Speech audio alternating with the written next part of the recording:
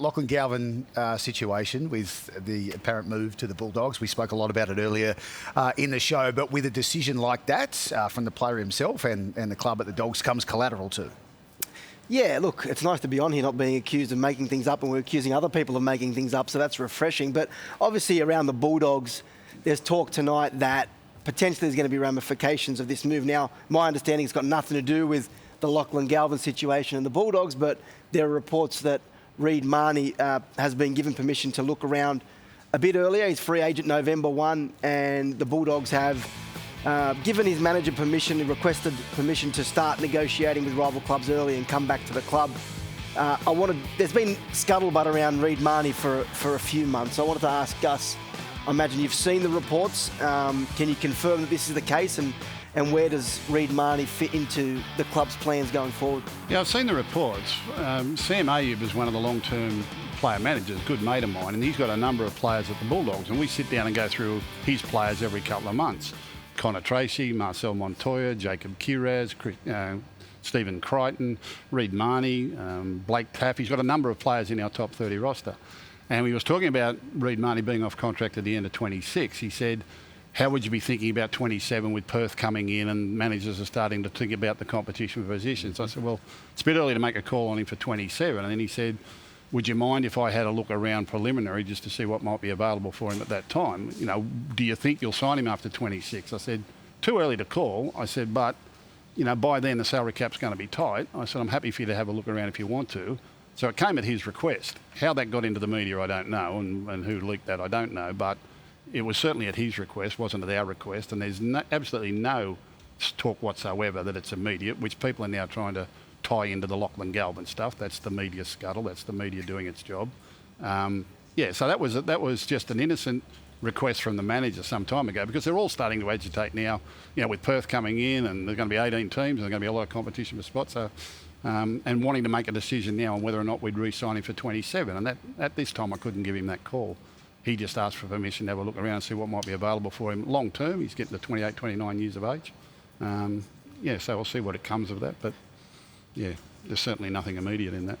A month ago, we came up to Magic Round and we did a show in Queensland. And I asked you, because there were reports at the time about Toby Sexton on the verge of an extension. Now, that wasn't my understanding, that the club was actually reserving its judgment on Toby Sexton, and you said that no decision's been made and you wanted to see how things panned out. Now, tonight there are reports that Toby Sexton's ready to quit the club, which I guess he's off contract at the end of the year. The suggestion is at the end of the year he's ready to leave the club. Now, can I ask you, I'll put it to you the other way. It sounds as though the Bulldogs aren't sold on Toby Sexton. You've now in the process of signing Lachlan Galvin. Is he going to be someone that moves on at the end of the year because it doesn't fit into the pieces of the puzzle of the Bulldogs? Yeah, just firstly, on the articles regarding Toby Sexton, and I haven't seen them, I haven't heard about them, but I'll guarantee you it's the same journalist that's written all the other ones in the last 12 months, all right, who happens to be a friend of the manager who's constantly agitating for Toby Sexton to get re-signed, all right? I ignore all that rubbish, and I'm ignoring this rubbish. I met with Toby Sexton a number of times in the last month talking about his football and where he stood contract-wise. I didn't want it to be playing on his mind. It's an important decision for us, and it's an important decision for Toby as to where he fits into the thing. And we spoke again on Friday, and I admitted to him on Friday that the previous day I'd had some discussions with Lachlan Galvin. So we keep our players well informed of what we're doing. We're honest with them and go from there. Toby Sexton is still on a mission of development. I keep saying that. The coaches are working with him. I'm working with him. He's out there busting his backside for the team and everybody else, and we just want to keep going along with all of that. It's the media that creates the issues around contracts and extensions and everything like that. Toby's very happy in what he's doing at the moment. As simply as that. Yep. We're not in any contract discussions with Toby at the moment. His manager keeps pushing for it, and we keep saying no, we're on another mission. It's my understanding that perhaps if after the bye, depending what happens with Lachie Galvin, but potentially he was going to drop for Bailey Haywood anyway, that the club over the last month may not have been happy with the way the team's performing. I know you got some come from behind wins, but was his position under question anyway? You'd have to ask the coach. I don't have those discussions with the coach, and I don't think that's right anyway. I think the team was functioning exactly the way it was.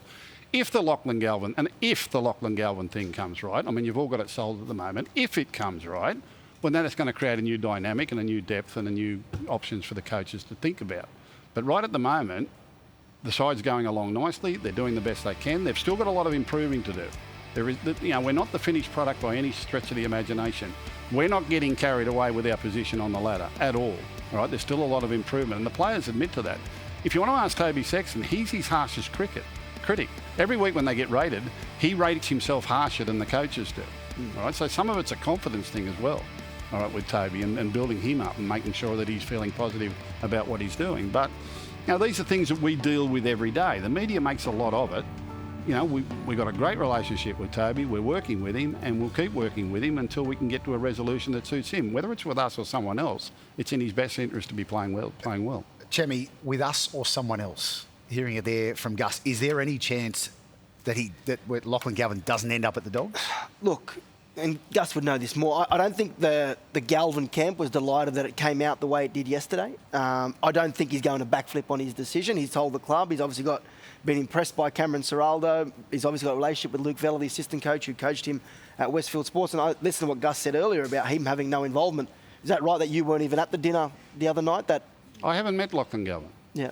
I haven't met Lachlan Galvin. So I really haven't. Why do you not turn up to What I do decision? know is that there's not another CEO, another general manager, or a recruitment manager that has to sit on a panel and answer these questions. But that's your choice, week in, week out. Eh? That's your choice. Yeah, I'm just saying you're getting free licence here. Yeah, well, but what I'm saying is these are things that we do internally. Most of our issues internally are created by the gibber in the media and what you want to do and extend on it. But it's not gibber. We predicted gibber. it was going to end up because you say a lot of things that just aren't true, and you say a lot of things that are exaggerated. We played a highlight clip of what you've said over the last few months. You're exaggerating. Tell me which one.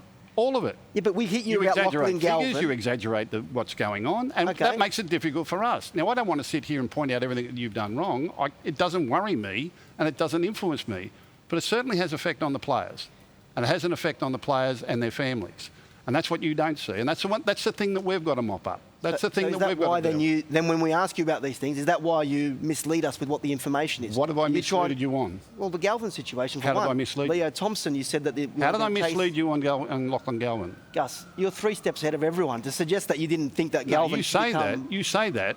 How did I mislead you on Lachlan Galvin? Go back to everything you weren't interested. What? You said you weren't interested. I never at any time said we weren't interested. What I said was...